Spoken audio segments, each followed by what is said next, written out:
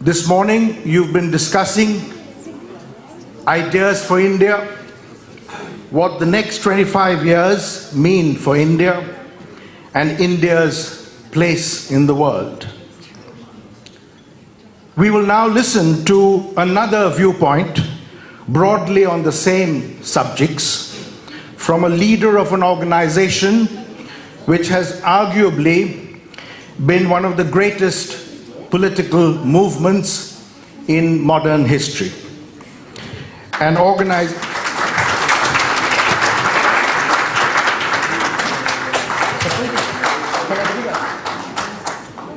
organization that has existed for 136 years, spearheaded an epic freedom struggle, laid the foundations of an emancipated India, introduced the most far-reaching economic reforms in post-independent India, and gave the country its highest ever GDP growth.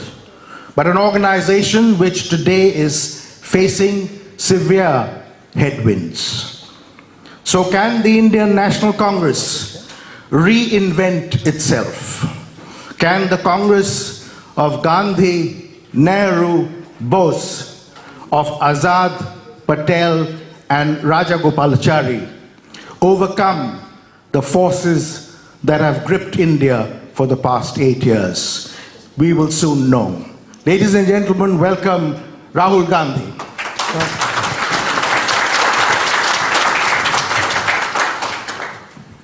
Rahul, I live in a country 5,000 miles away from home, and we get sketchy pictures of what's going on. So my first point to you would be, what's the big picture? What's really going on in India at the moment? Some time back, I gave a speech in Parliament where I described India as a union of states. And this is how India is described in our constitution. India is not described as a nation. In our constitution, the line is, India, that is Bharat, is a union of states. And the design that was developed by Mahatma Gandhi, I would say that emerged out of the freedom movement, was a negotiation between these states and identities, religions. And so India didn't develop top down. It almost emerged bottom up, right? And all these states, UP, Maharashtra, Assam, Tamil Nadu, they all got together and created a negotiated peace, let us say. From this union of states, which required a conversation, emerged the instruments of that conversation. The Constitution, the idea that one man will have one vote, the election system, the democratic system, the election commission, the IITs, the IIMs, all these institutions emerged from the union that provided the constitution, and from the constitution, these institutions that allow this conversation to take place, because it is a negotiation, a dynamic negotiation. Emerged modern India. Now what is happening is there is a systematic attack on the institutions that allow the conversation to take place. Right? There is a crushing effect on all these institutions. There's an attack on the constitution, there's an attack on the election system, there's an attack on the broad institutional framework of the country, and the result is that India is no longer, the states of India are no longer able to negotiate, they're no longer able to talk. And that space that used to be the space of conversation, that used to be the space of negotiation, is being occupied by the deep state, by the institutions of the state that control the state internally. The CBI, the ED,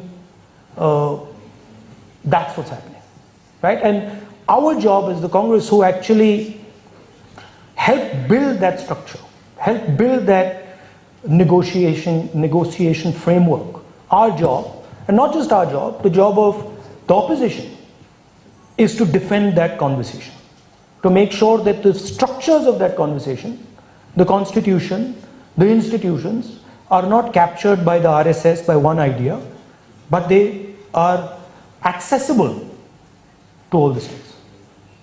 That's really the battle. And if you want to take it to the crux, we believe India is a negotiation between its people. We believe India is its people.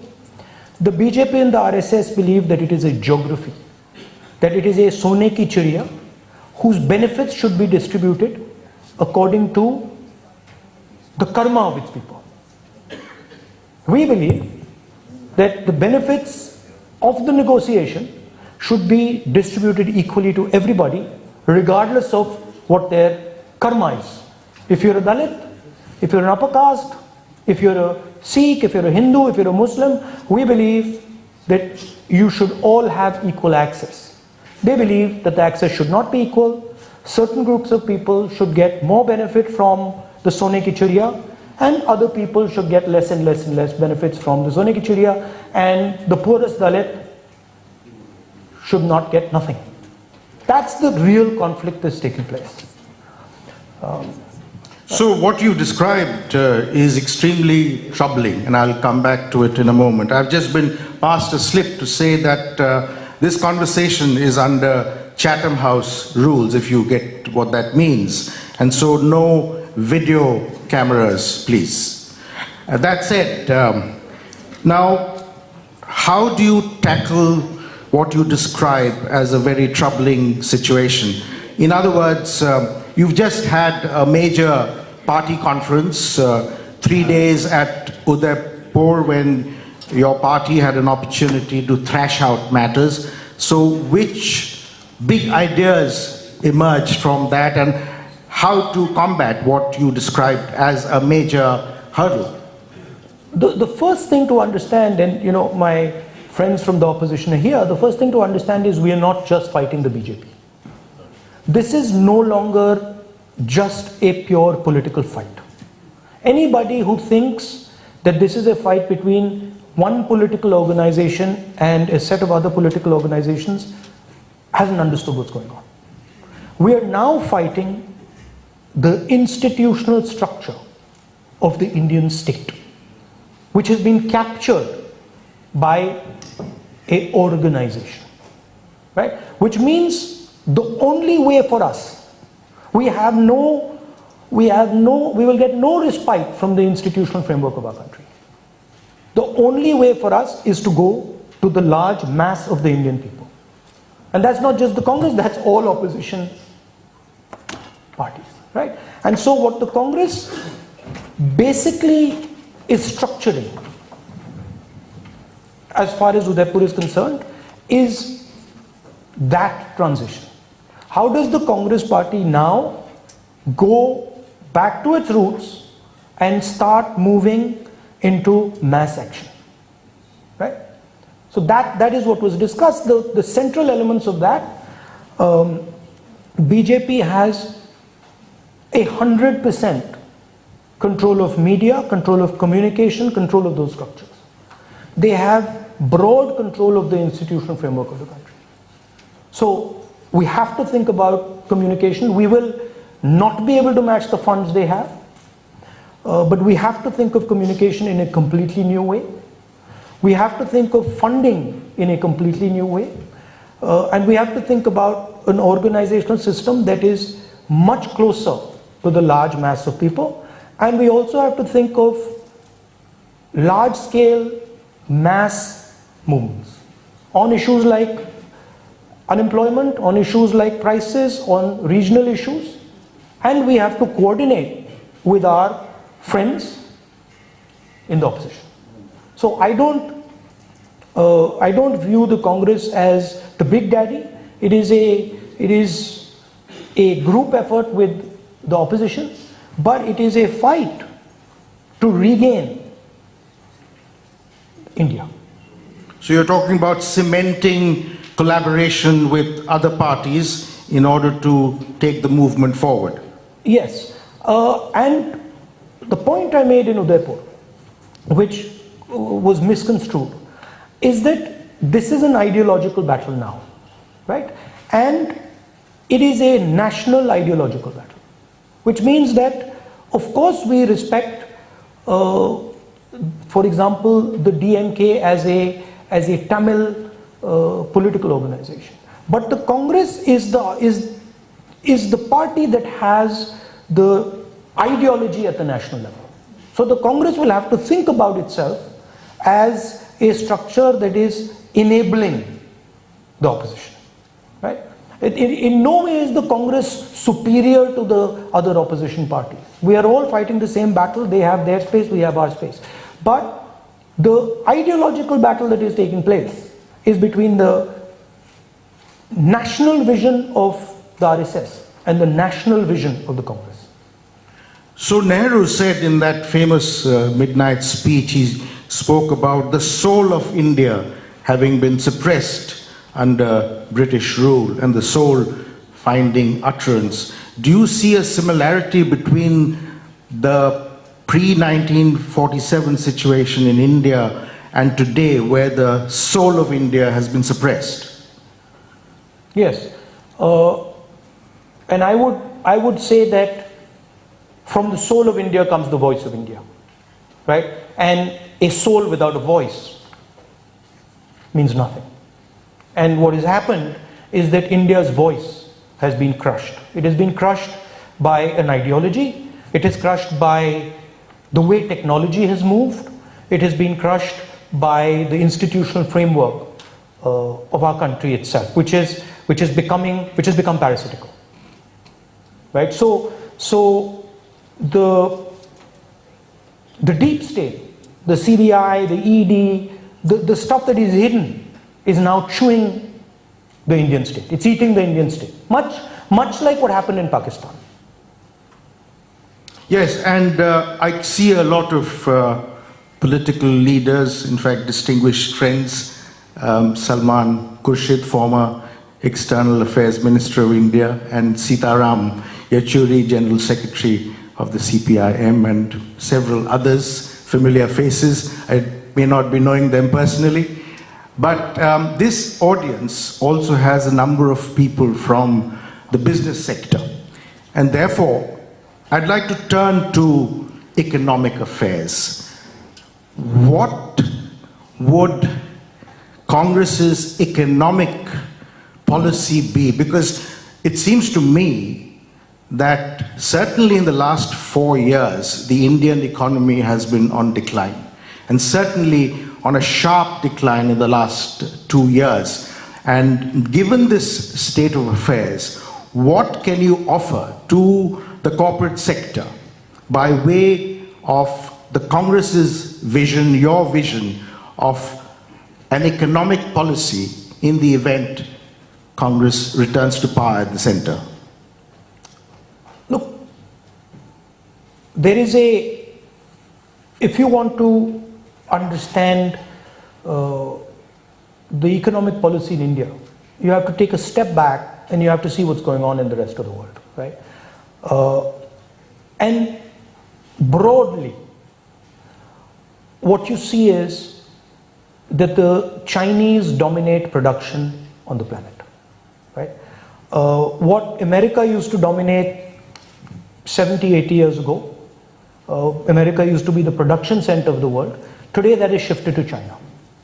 Without building a production system, right? You can call it manufacturing system. But without building a production system, India is not going to be able to give its people jobs. It's that simple. And we can beat about the bush by saying we are service center of the world and all that. But it is going to lead to social problems. Because the vast majority of our people need what can only be given to them from manufacturing. So that's one thing. Moving from an idea of growth is enough to an idea where growth is important, but production and manufacturing are key. And I think there is a huge opportunity for us if we think about it properly in that area, because the world wants an alternative, right? Second thing is, jobs in India are created in the small and medium business area. And that has been systematically attacked and destroyed by the BJP. Demonetization, GST, and later the farm laws, they are attacks on the informal sector, on the small and medium businesses. So a vision for the small and medium, and a vision where you start to put money into those structures. And then for the larger businesses, an equitable playing field. I mean, sorry, but what is going on in India, there are practically 2 businesses in India. There's not a third. And that's not good for anybody, right? So that would be the broad framework. As far as the private sector versus the public sector, I'm of the view that the public sector should be in key strategic industries and should not be doing things that are not strategic and key. And I think that it is the private sector that is actually going to drive the process, the economic process in India. So that has to be freed from the bureaucratic, from the attack that is taking place from the deep state on the businesses. You can ask any businessman in India, he'll tell you the ED, the CBI, these structures, they're extorting. So stopping that, putting an end to it, and making it a fair and broad playing field. I don't think you will see a huge shift away from the basic ideas, foundational ideas of Mr. Manmohan Singh, right? I think we also have to galvanize India into saying, okay, we now need to become the second production center of the world. And enough is enough. Let us now get to work.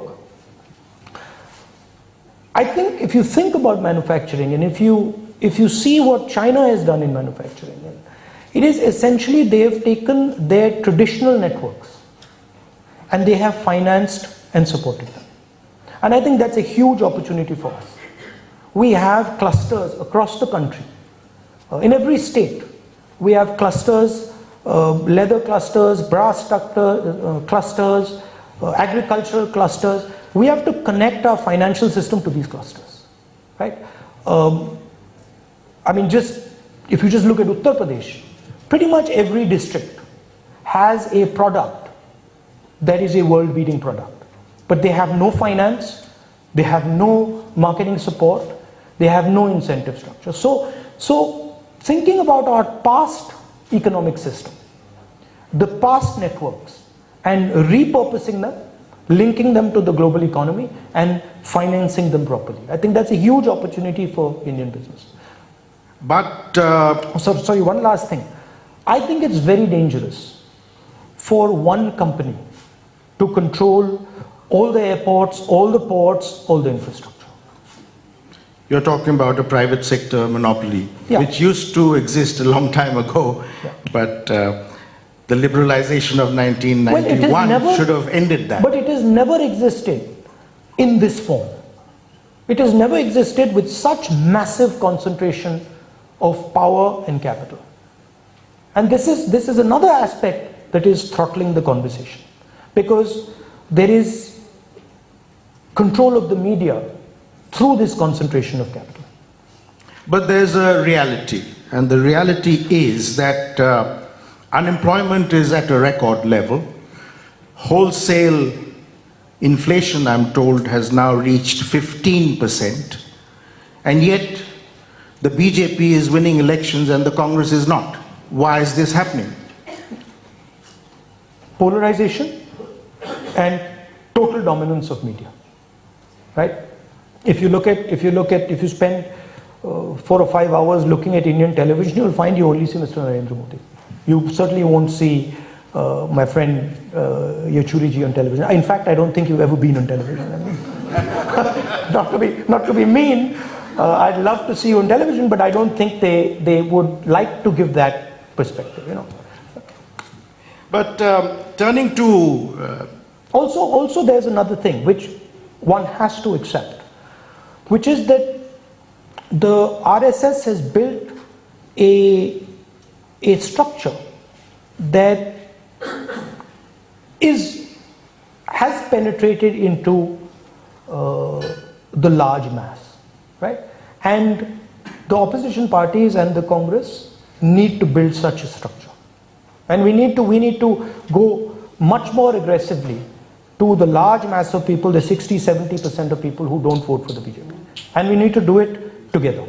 So how will you do that? Because that's obviously a major challenge. It hasn't happened for 8 years. Through the idea, one of the ideas that we stated in Udaipur, which is the idea of mass participation. Look, we are sitting on a powder cake, right? We are sitting on a India that is primed, right? We have massive level of polarization. We have huge unemployment. We have, as I said, the backbone of employment broken, and we have massive concentration of wealth. We are going to have social problems. They're coming, without any doubt. There is going to be a mass upsurge. Now the question is, can the opposition make that upsurge peaceful, effective in changing the politics? You could also have a situation where you have an uncontrolled upsurge, which is what we are seeing in Sri Lanka, right? India is not in a good place. The BJP has spread kerosene all over the country. You need one spark and we'll be in big trouble. And so I think that's also the responsibility of the opposition, the Congress, that bring people together. Bring the communities together, bring the states together, bring the religions together and say, listen, we need to cool this temperature down, because if this temperature doesn't cool down,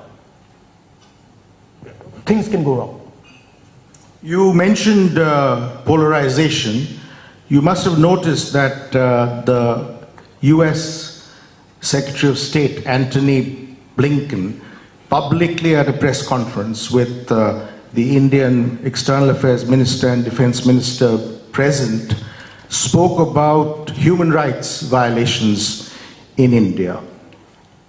That, I think, coming from the government in the United States, a government which is otherwise quite friendly towards India, is certainly something which raised alarms. What is the Congress doing about these alleged human rights violations? I mean, first of all, I'm glad the United States has woken up to this idea. I mean, we've been, we don't need the United States to tell us that there's polarization in India. And in fact, it's taken them quite a long time to sense it. We're, of course, fighting the polarization, right? We're, of course, holding a position that brings people together, and we're doing that. The Congress is doing that, the opposition is doing that. But I think what the gentleman reflects is that a destabilized India, a India which spirals out of control, is a problem for the globe. It's not just a problem for us. Democracy in India is a global public good. It is a central anchor, right, for the planet, because we are the only people who have managed democracy at the scale that we have. Nobody else has been able to do it. We are 3 times the size of Europe, and we have managed it for the last, many decades. If that cracks, it is going to cause a problem for the planet. And that's what I think the United States is realizing. On the international scene, during the Cold War, it was the United States and the Soviet Union, 2 major powers. And then it became a unipolar world with the collapse of the Soviet Union. But now with the rise of China, we once again have 2 competing powers, with India in the middle. How do we manage these 2 relationships? Very carefully. Very, very carefully. And I don't say that lightly. There are 2 competing visions now. For the last 100 years, there was one broad vision on the planet, and that was a maritime vision, a sea-based vision. Right? Prior to that, there used to be a land-based vision. For the first time in the history of the planet, you are now going to get 2 visions. One is a Chinese terrestrial vision, and the other is a United States maritime vision. Right? Essentially, what the Belt and Road is an attempt to revive the Silk Road. It is an attempt to turn the planet into a terrestrial trading system. And the Chinese production system is financing that transition. And anybody who says that they are unlikely to succeed needs to look carefully at what they're doing. I'll give you a small sense. I think it was 2013 or 14. In that year, the Chinese put down more cement in 1 year than the Americans put down in a century. Please understand the scale of what is going on. Hi Tejashwi, how are you? Nice to see you. Please understand the scale of what is happening here. Right? It is at a huge scale. Now, there has to be a vision to counter this. And the disappointment that I have, I can see that the Chinese have a vision. The disappointment I have is that there is no counter vision. You mean in India? In America and in India. Look, what the Chinese are offering, right, is prosperity. The Chinese are going to these countries and saying, look, we're going to give you infrastructure, we're going to give you the technological backbone, and from that you're going to get prosperity, you'll get money in your pocket. Right? Of course they have a different motive behind it, and of course you can see what is going on in Sri Lanka, but the basic offer is huge amount of money, solid infrastructure, and the promise of prosperity. The West is not offering prosperity. The West is saying, stop China. Okay, I agree, stop China. But what's the alternative vision? How are you going to offer prosperity to the planet? Right? And that's how India has to think about it. It's not good enough for us to say, there is this vision and there's that vision. We got to say, okay, how do we bring prosperity to our people? That's the key. Right? And today, there's no prosperity. We're going down. We're going down, diving down into the ground. Right? So, another way I like to say is that from 1990 to around 2012, we had a successful vision for our country. It was working. And I remember once going to Prime Minister in 2012 and saying to Manmohan Singh ji, Manmohan Singh ji, what has happened? Because I could sense that something had gone, something was not working. And I remember him sitting on the chair there saying to me, Rahul, the levers that used to work are not working anymore. Something has happened.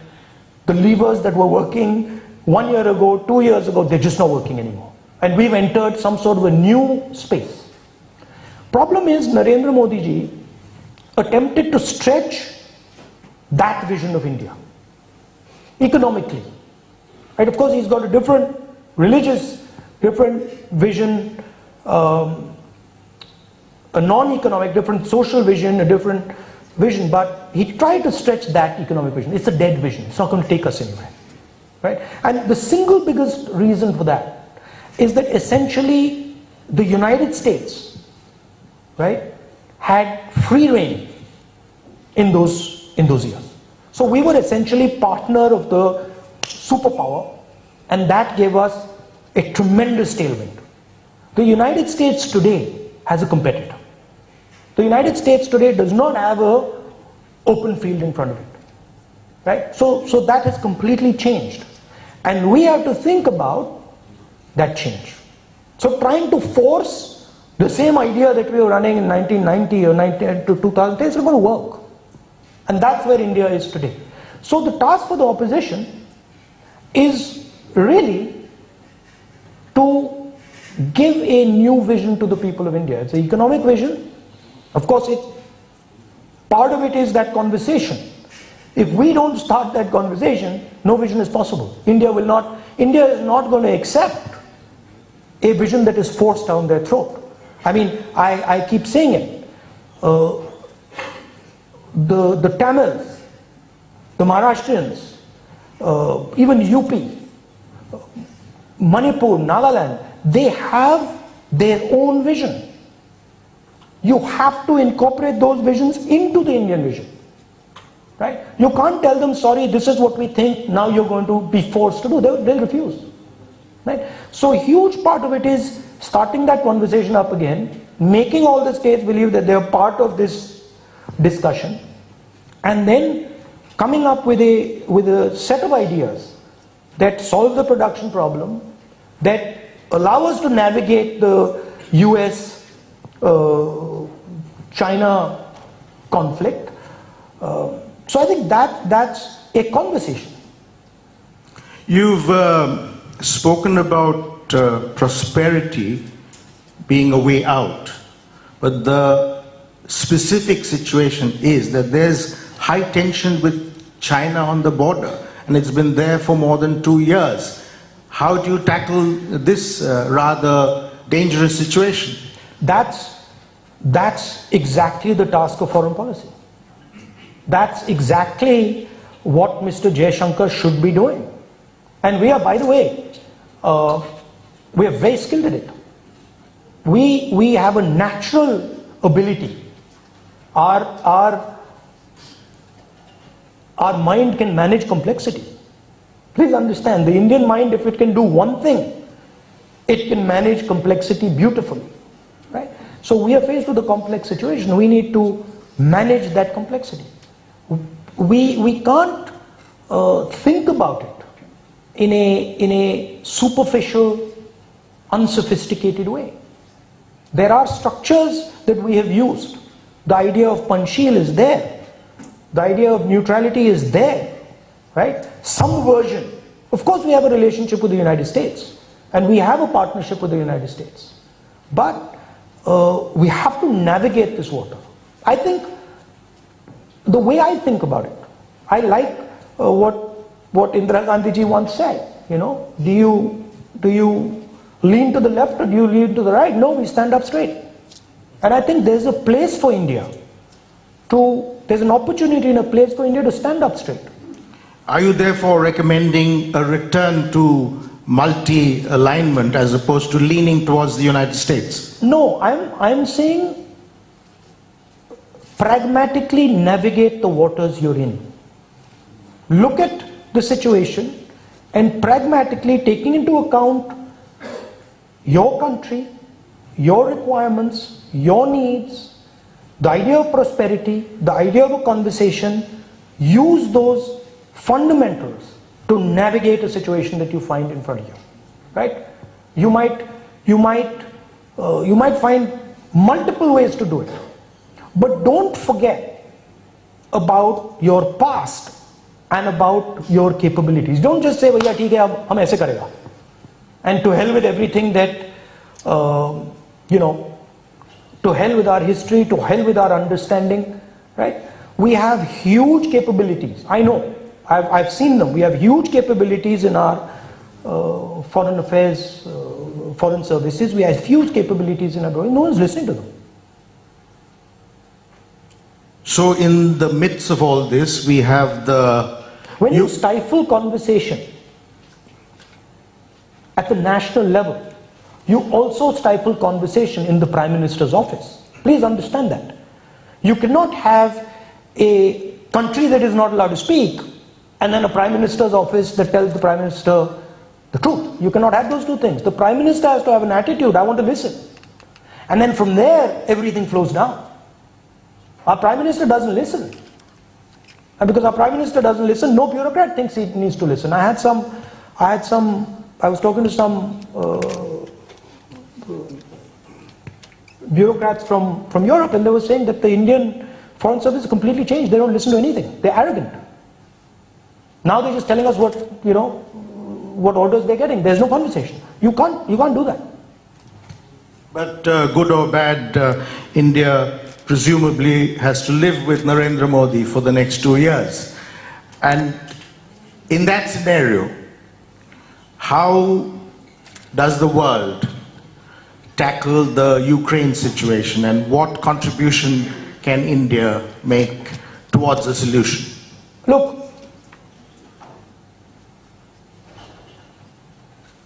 what is Ukraine, right? If you look at it, Ukraine is the Russians saying to the Ukrainians that we refuse to accept your territorial integrity. We refuse to accept that these two districts belong to you. And we are going to attack you in these two districts to make sure that you break an alliance with NATO.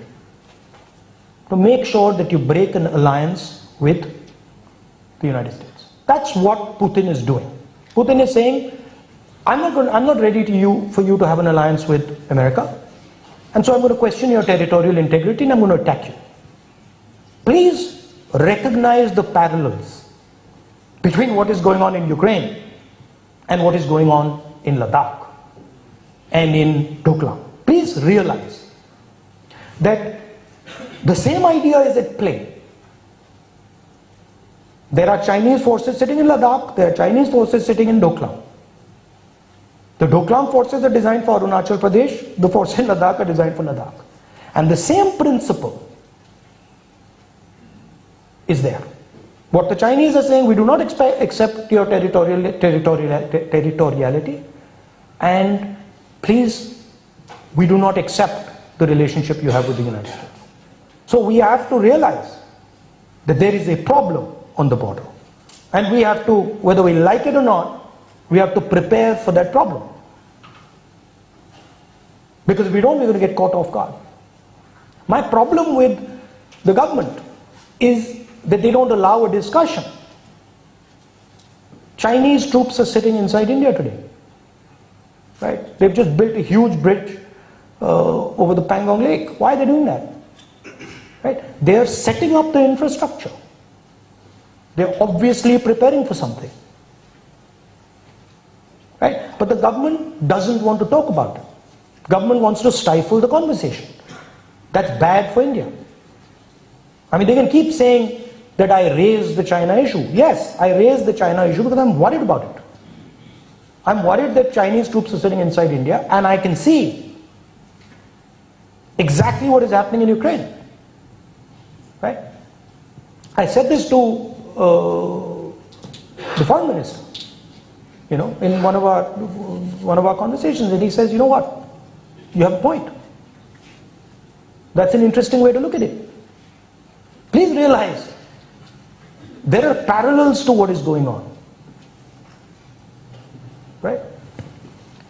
And so I will come to questions from the audience, because it's only democratic that I do so. No question of, there will be very few because I'm being signaled that we are running out of time. But before I let Rahul go, let me just ask him, in politics, and I've never been in politics, I'm only an observer. You're in politics. Every Indian's in politics. No. Everybody's in politics. Everyone pretends they're not. My grandfather was in politics, my great uncle was in politics, but I have never joined any political party, so I can't say that I'm in politics, neither in Britain nor in India. Having said that, the way I look at it is that there are three roles primarily a politician can play in public life. One is an organizational role, the second is a parliamentary role, and the third, for want of a better description, a Gandhian role, that is being at the head of a mass resistance. Which do you think you are best suited to? See, I don't buy the idea of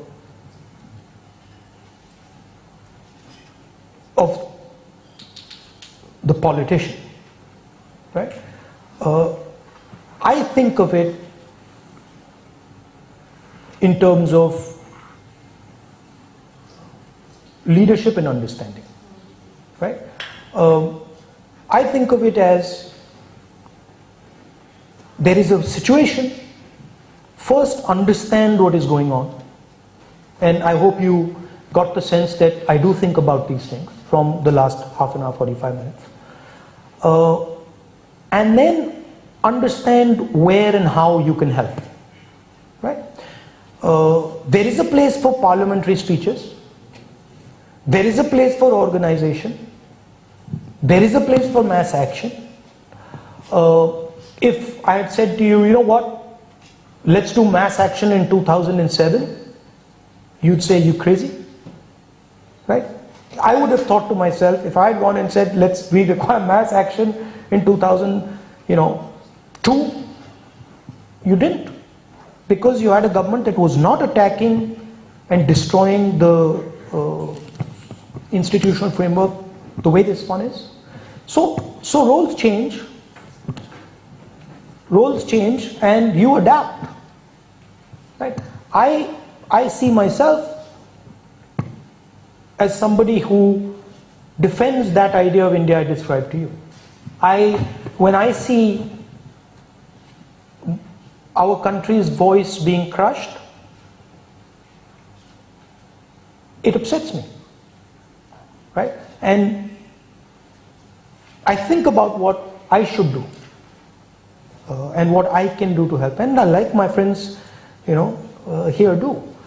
It's a challenging situation, but I think there's a huge opportunity inside this thing. I feel it, right? I feel that from the struggle that is coming, we will get a India that is actually much better than the one we have right now and the one we had even before. I think there's something beautiful that can come out of this. I'm not one of those people who says, now it's all over and stuff like that. I fundamentally believe in the spirit of our country. Thank you very much. And so a few quick questions. I'll come to this side. Yes, the gentleman here, please.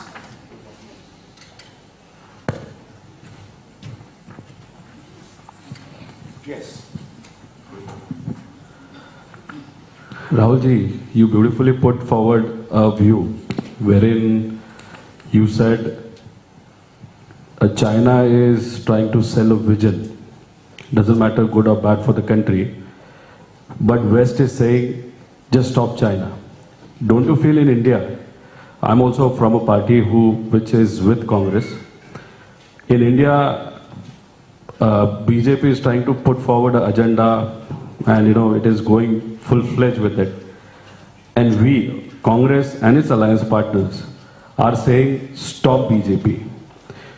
Should we have a combined strategy and a vision for 2024 which people will accept and people want that to be the vision for our great nation? I don't think the opposition is simply saying stop the BJP. They are of course saying stop the BJP because the BJP is taking away the architecture through which we converse, right? So for us to have an equal playing field with them, we need those institutions. We need a judiciary, we need election commission, we need a free press, we need a system where we can finance ourselves the same way they do. So obviously we're going to say, you know, please, if you're attacking the institutional structure, we just stop. We have to do that, right? But I don't think the opposition is saying that, is purely saying stop the BJP. What we are saying is have an India where diverse views, different views, have space and can negotiate. I disagree with my friend Yechuri on many things.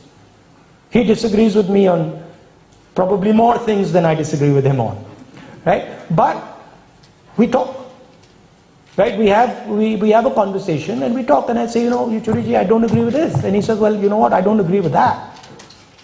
So that conversation is what the opposition is trying to have. From the conversation will come great things. The lady in the middle there, yes. Hi, thank you very much for sharing your thoughts. So my question was going to be, it's for those of us who share your vision and share this idea of India, what has often been frustrating on not just the part of the Congress party, but the opposition as well, of which we have leading representatives today, is not the lack of ideological vision that's persuasive, but of organizational strategy and of a strategic vision, if you like, for capturing power, because with the best will and the best intentions in the world, without power, there is no translating that vision into a reality as we would like to do. So what in the Congress conclave and the opposition conclaves, what is the alternative organizational strategy to mobilize, to get to either the mass movements or the other things that you mentioned, that there can be? And a quick point on the Foreign Service. I mean, one thing again. I think we'll restrict it to that one question. But Please, there's a thank huge you. personnel deficit. There's just not enough personnel on the ground. The personnel deficit is not because we can't have personnel. It's because the ministry wants to concentrate power. The system wants to concentrate power. So I simply do not believe that India cannot recruit 10,000, 20,000, 30,000, 50,000 exceptional people to be in the foreign ministry. It's that they don't want to do it, because that would require a decentralization of power. It would require a completely different transmission of power. So I'm not one who believes that there are not enough brilliant youngsters in India who could be, you know, in the foreign services. And I've seen this internally. I've seen this structure, and it's not just foreign ministry. It's everywhere. India loves to concentrate power. The second question is, people tell us that we should have a cadre like the BJP. And I tell them, the day we have a cadre like the BJP, we will be the BJP. We are a mass party. We are a party that listens to the expression of the Indian people. We have an organizational structure, but it is nowhere near the organizational structure of the BJP, and it should never ever be. Because please realize, what the BJP does is shout and stifle voices. What we do is listen. They're two different things, they're two different designs. Right? A cadre is designed to stifle the voice. A cadre is told, you will say this and you will say nothing else. And Yachuri ji is looking at me in a strange way. But it's designed to push a particular set of ideas down people's throats. Whether in his system it's the communist idea, or in the RSS system it's true, right? We're not designed like that. We are designed to listen to the people of India and pull out their voice and place it on the table, right? And we have an opportunity now that we haven't had for many years to completely redesign the Congress through mass action. So that is, and so do a lot of the opposition people. One last question from this side of the room. That's the last, and we'll then have to move on to refreshments.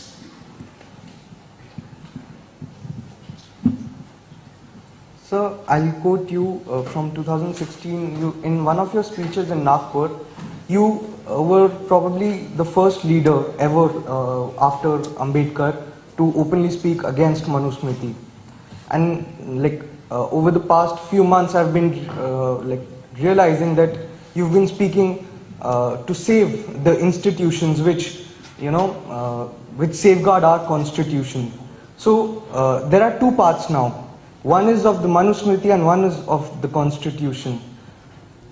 Will the Congress openly come up against the caste system and will they clear their stance on this issue, sir? It's a bit unfair to say I'm the only leader who's done that. Let's look at Mahatma Gandhi. The single biggest attack on Manusmriti in Indian history is the Constitution of India. There's no bigger attack on Manusmriti than the Constitution of India. How does saying one man should get one vote equate with Manusmriti? Doesn't, right?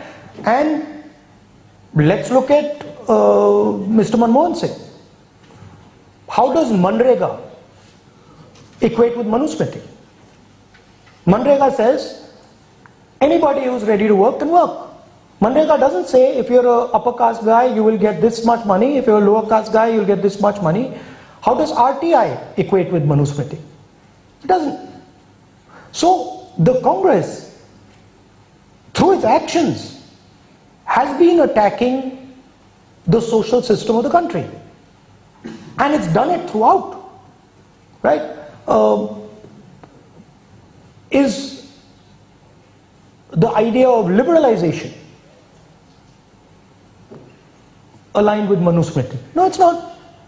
Because according to Manusmriti, only 2-3 people should have everything. They should be sitting on top, right? So the basic design of the Congress and everything the Congress does, and all our workers, that's what they do.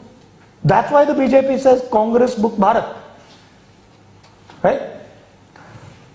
We fundamentally believe that India and every single human being in India should be given the same rights, the same opportunities.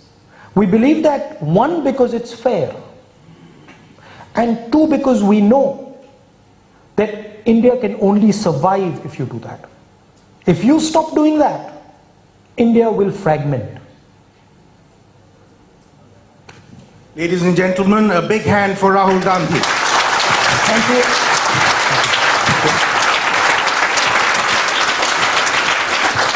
Thank you very much. Thank you. I've been asked to make a request, which is to ask the following to please come on stage for a group photograph. Salman Khurshid, Sitaram